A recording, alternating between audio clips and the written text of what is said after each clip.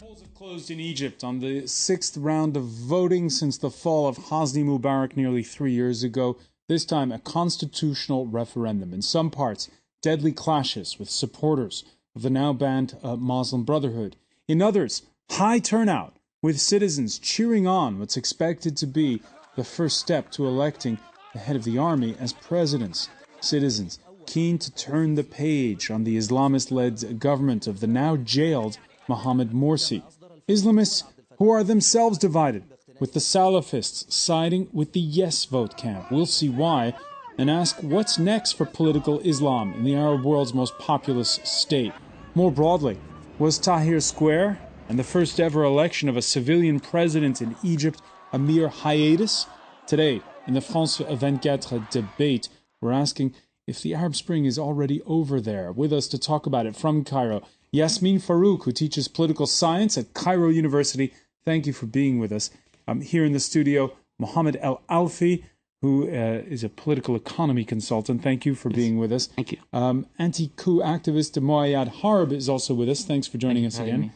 And from London, he's the author of The Arabs, Eugene Rogan, rather in Oxford, I should say, director of the Middle East Center at Oxford University. Thank you for being with us.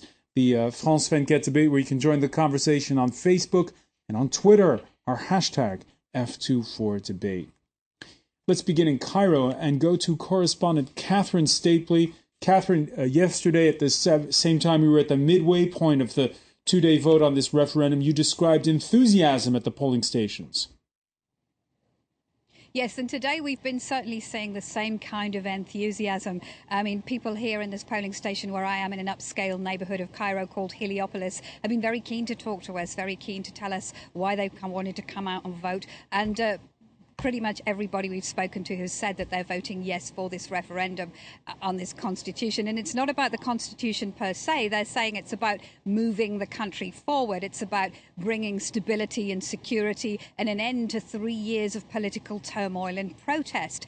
And what they also said is they need the economy to become stable again. And they feel that this referendum really, with a yes vote, will enable that to happen. And I think people are feeling that this is a nationalistic duty, a patriotic duty to come out and vote. And some of the polling stations we've seen that we've been driving around Cairo today, they have loudspeakers with nationalistic songs blaring out of these loudspeakers. People are selling in the neighborhood Egyptian flags and also posters of the army chief, General Abdel Fattah al-Sisi. It's quite a party atmosphere and people are bringing their families out to vote. Now, in terms of numbers, the turnout really today doesn't seem as big as yesterday. That's what the judge at this particular polling station has told us. He is claiming that the turnout in this polling station is around 50%, but local election monitors are saying that overall it's somewhere between 30 and 40%. But it's still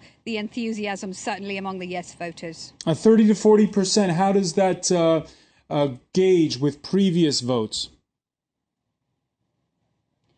Well, it's the last constitution, which was in December. The last referendum on the constitution was in December 2012. And that was, of course, on the Islamist constitution drawn up by under Mohamed Morsi's presidency, and it was drawn up by a mainly Islamist-dominated panel. And the turnout there was around 32 to 33%. And what the authorities here are looking for is more than that, and that means that they will have a resounding yes to the legitimacy of them ousting Mohamed Morsi back in July. And once again, the enthusiasm Catherine describing palpable despite the sometimes deadly violence we've witnessed over the last 48 hours. This one, we are all happy to go down. We are so excited doing it. With the Brotherhood, it was really depressing and scary. I vote yes because Egypt must be saved, and then I will vote for al-Sisi to be president. The constitution doesn't represent me. It was written by the band of Amr Musa, a close friend of Mubarak. All right, Catherine, we heard one dissenting voice there. More broadly, Catherine, you described the enthusiasm when it came to this vote among those that are voting. What's the overall tone of the debate 3 years after the ouster of Mubarak, where you are today? Well, there's really been very little room for debate on this referendum, on this constitution. If you've seen the campaigning leading up to this vote around the streets of Cairo, it's really just posters telling people to vote yes. And anybody trying to put up anything urging people to vote no, a number of activists were arrested doing so. Now, the Muslim Brotherhood, of course, are boycotting this vote, and they've staged a number of protests in the past couple of days. And of course, there were a number of people killed during those protests yesterday. Where I am is just 2 kilometers from the presidential palace, and earlier on today, around 500 supporters of the ousted President Mohamed Morsi tried to get to that presidential palace to stage a demonstration, and they were fired upon by the security forces with tear gas and water cannons, and they then dispersed. But the general feeling really here is that, and this has been propagated by the media, is that if you vote yes, then you're a patriot, but then if you vote no or you boycott, then you're a traitor to the June 30th protests that ousted Mohamed Morsi from power. All right, Catherine Stapley, many thanks for that update. Those polls closing in Cairo and elsewhere across Egypt. Let's turn to some of the rest of our panel and begin with you, Yasmin Farouk in Cairo. Yasmin, is it too indiscreet to ask you if you voted? Yes, I did. I think the ink is already gone, but I did. All right.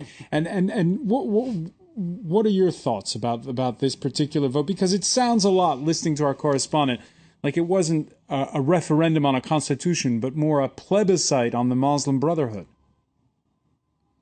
Yes, of course, or maybe a plebiscite on the legitimacy of the 3rd of July coup. And because, I mean, if you ask anyone, and it has nothing to do with education level, it has nothing to do with the social level, if you ask most of the people who went today to vote, whether they read the constitution altogether or whether they read the other point of view, that people who would vote no, they would tell you no, we were doing it because, as your correspondent said, out of patriotism, because we want Egypt to move on, because we tried 1 year of terrible Muslim Brotherhood rule. And no, it's not about the substance, it's about the process, it's about who is governing right now. You speak of the July 3rd coup. Can you explain for our viewers? First of all, I could be, I don't know, it's pretty risky to call it a coup right now here in Egypt. But it's about the militaries taking over the government and overthrowing Mohamed Morsi. And even if Mohamed Morsi's government and bureaucracy was not necessarily legitimate in the sense that they were not elected, but Mohamed Morsi himself was elected. I mean, whether we agree or support the Muslim Brotherhood or not, Mohamed Morsi was elected. He was overthrown by the militaries on the 3rd of July, and an interim president took over with the government. However, Mohamed Morsi is right now in jail. He's being sued for a number of crimes that he had. Well, they need to prove that he has committed. I am not with the Brotherhood. I worked under the governments of Assam Sharaf and of Hisham Kandil, but I was not with the overthrow of Mohamed Morsi on the 3rd of July by the militaries. All right, Mohamed Elalfy, your reaction to something our correspondent said, Catherine Stapley, about people tearing down posters urging the no vote. So there really is no debate going on right now in Egypt. No, if we will talk about debate, there is no debate, but there is no two wings in Egypt, but the great wing is going to say yes because they got fed up with 3 years of chaos.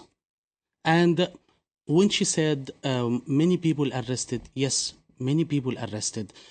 When you will go to the voting center behind the curtains, you can say yes or no, but you will be arrested if you will guide the people outside to say yes or no. That is the main problem. And what are your thoughts about people tearing down campaign posters that are urging a no vote? No one.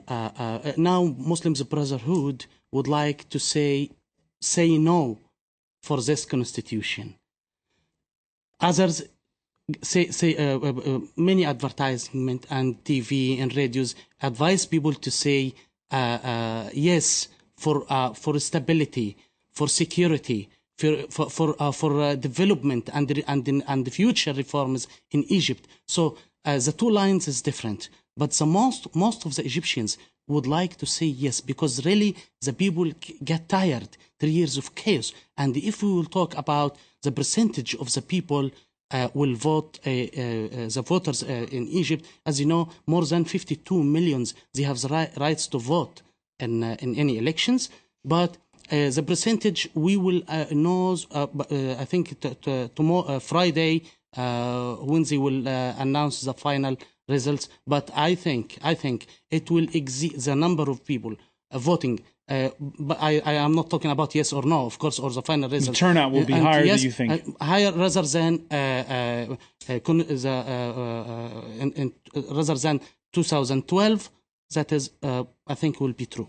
All right, Mohamed Harb, your reaction, the idea, okay, yes, there hasn't been debate, but you still have the right to vote no when you go inside the polling station. If we do talk about democracy, I think everyone has the freedom of expression.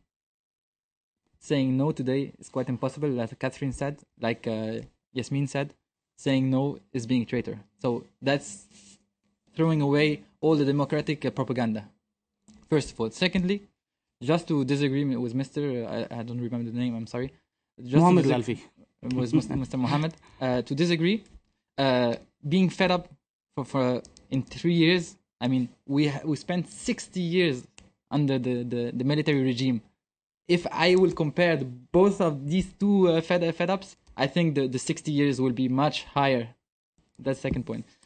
Finally, I want to make a balance sheet. A balance sheet of the situation since the 3rd of July. We had more than 2,000 people killed. All the opposition into jail. Who talks? We overcome. Excuse me. If you will talk about some people killed, you are talking about terrorists.